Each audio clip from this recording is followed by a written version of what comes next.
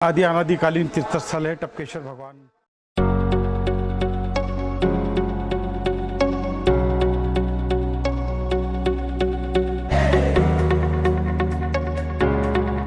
दोस्तों नमस्कार, मैं आपका दोस्त संजय नेगी। आप सभी लोगों का मेरे ब्लॉग संजय नेगी में स्वागत है। दोस्तों आज का जो ब्लॉग होने वाला है देहरादून का एक फेमस मंदिर जो कि भगवान महादेव शिव जी का मंदिर टपकेश्वर। तो आज टपकेश्वर महादेव के दर्शन हम आपको करवाएंगे। तो दोस्तों अचानक ही आज टपकेश्वर जाना हुआ तो सोचा कि ब्लॉग बना दूं, तो आपको ले चलता हूं टपकेश्वर। आप बने रहे वीडियो में। अगर आप नए हैं वीडियो में तो वीडियो को लाइक करें और चैनल को सब्सक्राइब करना ना भूलें। तो दोस्तों अब हम लोग निकल चुके हैं महादेव टपकेश्वर के मंदिर के लिए और अभी हम दिलाराम चौक से जा रहे हैं।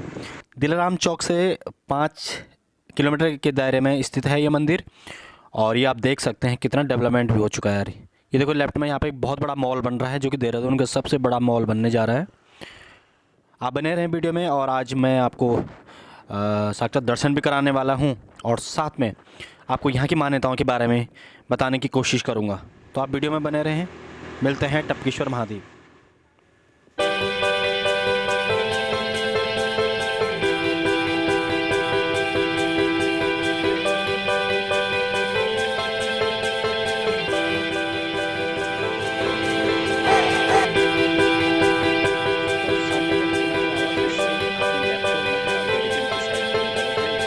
चौक पहुंचकर आपने सीधे निकलना है। ये देख सकते हैं आप कड़कैंड वाली रोड पे दोनों साइड बहुत अच्छी जगह है और हम लोग पहुंच चुके हैं कड़कैंड के मार्केट में। यहाँ पे जो चौक है इससे आपको सीधे निकलना है, राइट लेफ़्ट नहीं लेना, सीधे निकलना है और फिर यहाँ से लेफ़्ट लेना है।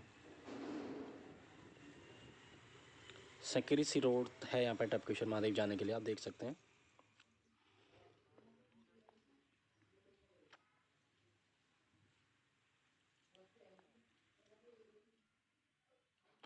तो दोस्तों अब हम लोग पहुंच चुके हैं टपकेश्वर महादेव और ये बाहर की मार्केट है और ये आप देख सकते हैं आजकल भी भीड़ काफ़ी है यहाँ पे। वैसे भीड़ सावन के महीने में बहुत ज़्यादा होती है लेकिन आजकल भी यहाँ पे भीड़ हो रही है।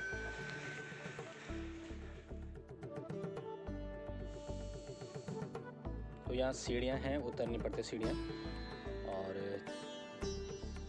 ये आप देख सकते हैं सामने बिल्कुल जंगल के बीच में और नदी के किनारे पे बसा हुआ महादेव जी का मंदिर और यहाँ पे सभी देवी देवताओं के मंदिर भी स्थित हैं। और मैं आपको नीचे दिखाने की कोशिश करता हूँ। ये आप देख सकते हैं यहाँ पे सभी देवी देवताओं के मंदिर हैं और इस सामने भी है हनुमान जी का मंदिर है सामने।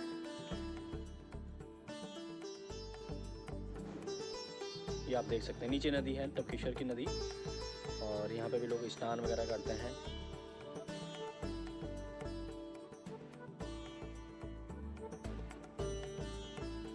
बहुत ही सुंदर जगह, बहुत ही सुंदर जगह, बहुत ही शांत जगह है।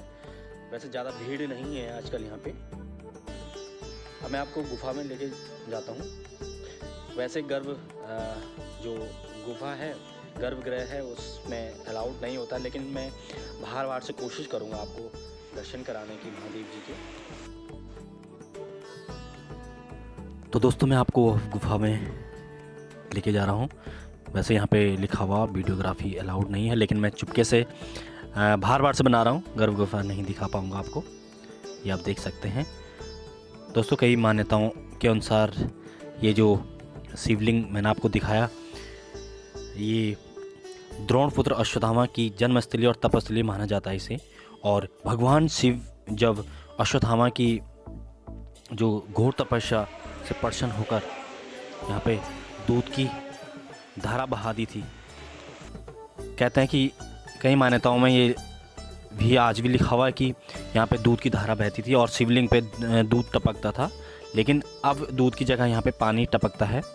तो अभी भी पानी टपकता है शिवलिंग में प्रॉपर।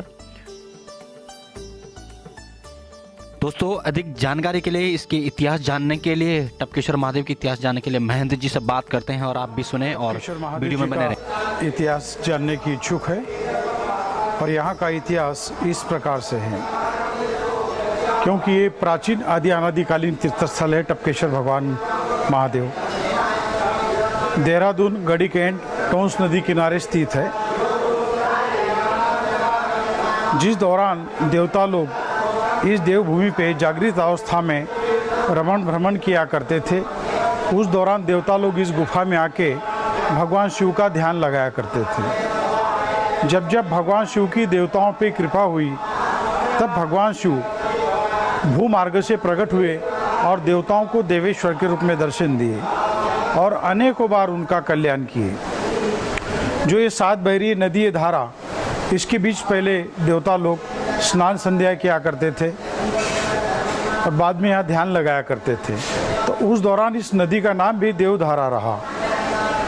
देवताओं के बाद इस गुफा में ऋषि लोग आए और ऋषियों ने यहाँ आके तपस्या की, क्योंकि ऋषियों की ये देवताओं की देवभूमि है और ऋषियों की ये तपोभूमि है उत्तराखंड।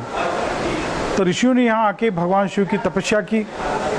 उनकी तपस्या से प्रसन्न होकर भगवान शिव ने ऋषियों को तपेश्वर के रूप में दर्शन दिए और अनेकों बार उनका कल्याण किए। उसी दौरान महाभारत की दोनों सेना के कुलगुरु आचार्य द्रोण पूरे हिमालय वर्ष का भ्रमण करते हुए इस गुफा में आए और उन्होंने भी महाभारत से पहले 12 साल तपस्या की। उनकी तपस्या से भगवान सदाशिव प्रसन्न हुए।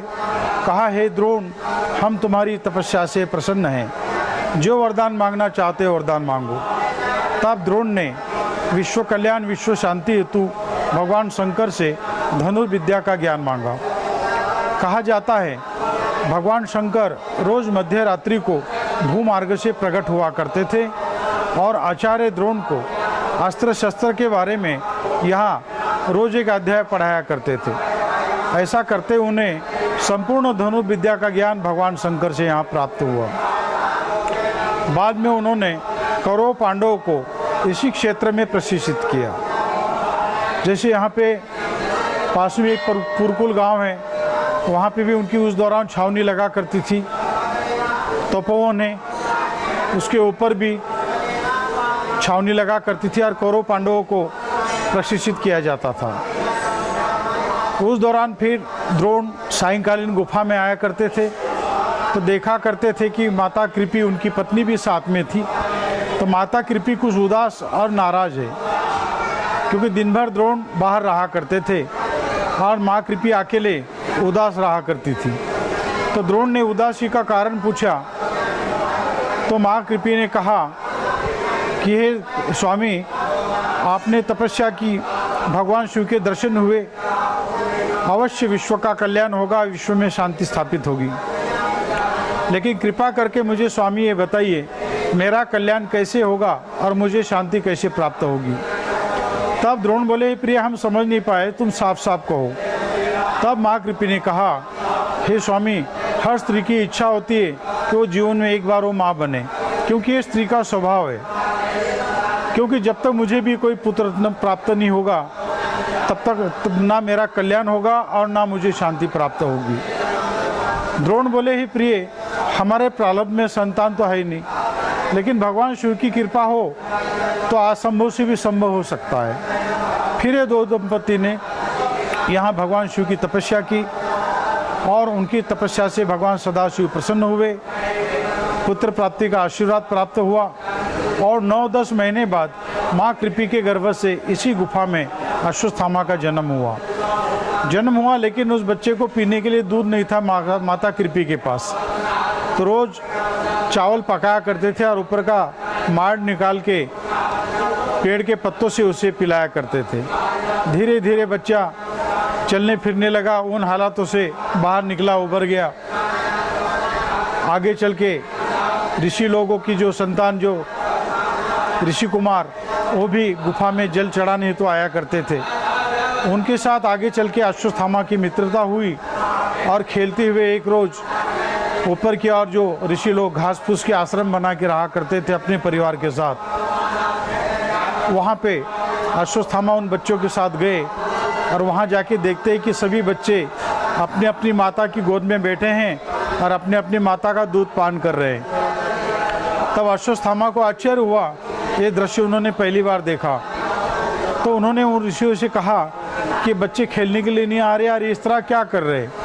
तो उन ऋषियों ने कहा बेटा वो खेलने की तैयारी कर रहे, अपनी अपनी माता का दूध पान कर रहे। बोले दूध क्या होता है?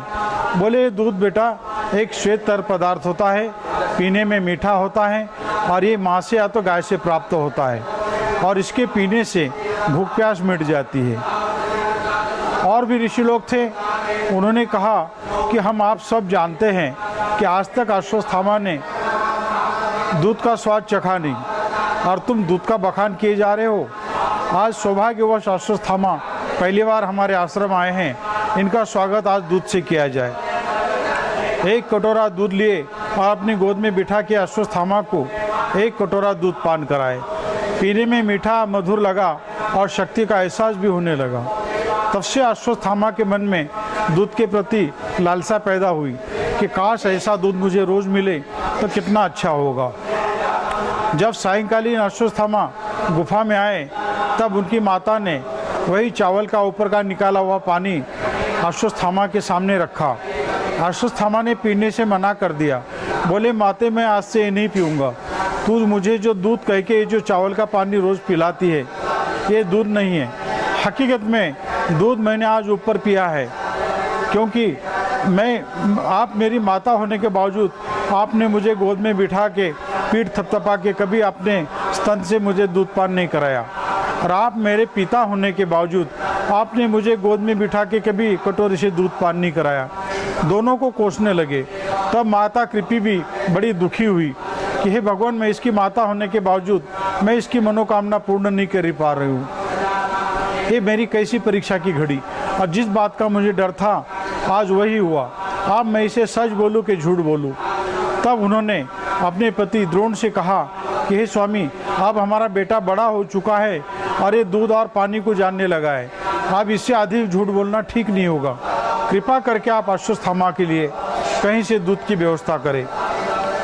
तब द्रोण बोले, हे प्रिय, जिस दौरान हम प्रथम बार हिमालय की ओर तपस्या के लिए प्रस्थान किए थे, उस दौरान आधे रास्ते विदा करते हुए हमारे मित्र सखा द्रौपद ने हमें वचन दिया था कि तपस्या के दौरान आपको कोई ज़रूरत महसूस हो तो आप मुझे याद करना, आपकी ज़रूरत पूर्ण हो जाएगी, क्योंकि द्रौपद संपन्न घराने से थे। तब द्रोण ने कहा कि हे प्रिय, आज तक तो मैंने उससे कुछ मांगा नहीं, लेकिन हकीकत में आज मुझे अश्वत्थामा के लिए गाय की एक ज़रूरत महसूस हो रही है, और आप सुनने में भी आया है कि द्रौपद अब राजा बन चुका है, तो मैं इसी बहाने जाता हूँ और वहाँ जाके उसे राजाभिषेक के उपलक्ष्य में बधाई भी दे देता हूँ और एक गाय भी ले आता हूँ। उन्हें बधाई दी और उनसे गाय की मांग की। तब द्रौपद को राजा बनने पे अभिमान हुआ था। तब उन्होंने द्रोण से कहा कि हे द्रोण, तुम कहाँ भिक्षुक ब्राह्मण और हम कहाँ राजा, अरे लेन देन तो बराबरी वालों के साथ होती है, और गाय देने से मना कर दिए और ना उनका उचित सम्मान सत्कार किए। द्रोण निराश होके इस गुफा में आए। गुफा में आते ही आकाशवाणी हुई कि हे द्रोण, निराश ना हो, अश्वत्थामा भगवान शंकर का दिया हुआ प्रसाद है, उसकी रक्षा स्वतः शंकर भगवान करेंगे। अश्वत्थामा से कहे कि वो भगवान शिव की तपस्या करे। तब अश्वत्थामा ने एक पांव के बल पे खड़े होके यहाँ भगवान शिव की तपस्या आरंभ की। कहा, हे भगवान, जब तक आपके दर्शन नहीं होंगे तब तक मैं यहाँ से हटूंगा नहीं, और जब तक मुझे दूध प्राप्त नहीं होगा तब तक एक पांव धरती पे रखूंगा नहीं। एक पांव पे बल पे खड़े होकर उन्होंने 6 मास तपस्या की और पूर्णमासी पे उनकी तपस्या पूर्ण हुई और भगवान सदाशिव भूमार्ग से प्रकट हुए और उन्हें पूर्ण रूप से साक्षात दर्शन दिए। देखते देखते गुफा ने गौ के थन का आकार लिया और वहीं से दूध की धारा आई। वही दूध अश्वत्थामा पिए और अपनी भूख प्यास मिटाए, और उसी क्षण उन्हें अजरामरता का वरदान भी भगवान शंकर से यहीं प्राप्त हुआ। बाद में ये दूध का सिलसिला कलयुग तक चलता रहा। तब तक ये शिवलिंग दूधेश्वर के नाम से विख्यात रहा। कलयुग के लगते ही उस दूध का गलत इस्तेमाल होना और भगवान का नाराज होना, और वो दूध था वो पानी रूप में बदल जाना। तब से लेके आज तक यहाँ निरंतर जल की बूंदें टपकती है और भगवान शिव का अखंड अभिषेक होता रहता है। और आज भी दूर दूर से भक्त लोग आते हैं भगवान शिव का अभिषेक करते हैं। और भी कोई कष्ट हो तो उसके दूरी के लिए और निवारण के लिए आज भी यहाँ अभिषेक चल रहे हैं, यहाँ पे अनुष्ठान भी चल रहे हैं और यहाँ पे ये 24 घंटे इसी तरह ये क्रम चलता रहता है। क्योंकि द्रोण को भगवान शिव का ही आशीर्वाद था कि हे द्रोण, कलयुग में स्थान तुम्हारे नाम से जाना जाएगा। सबसे पहले भक्त लोग तुम्हें जानेंगे, उसके बाद हमें जानेंगे। तो जो भी भक्त देहरादून आता है, द्रोण नगरी आता है, क्योंकि पहले द्रोण नगरी आता है, उसके बाद द्रोण गुफा में आता है और उसे बाद में भगवान शिव के दर्शन होते हैं। क्योंकि आज ये देहरादून नगरी, इसका नाम भी प्राचीन द्रोण नगरी के नाम से ही ये जाना जाता है। आप भी इस गुफा में आइए और भगवान शिव को एक लोटा जल चढ़ाइए, तभी आपको अनुभूति होगी कि हकीकत में उत्तरांचल कितना सुंदर और शांत है और हकीकत में ये देवताओं की देवभूमि है और ऋषियों की तपोभूमि है। जब तक आप गुफा में नहीं आएंगे तब तक अनुभूति नहीं होगी। दोस्तों, अगर वीडियो अच्छा लगा तो वीडियो को आप लाइक और चैनल को सब्सक्राइब करें और इसी तरह के वीडियो आपको मिलते रहेंगे और जल्द मिलते हैं नए वीडियो के साथ में। Thank you so much. Her her Mahadev.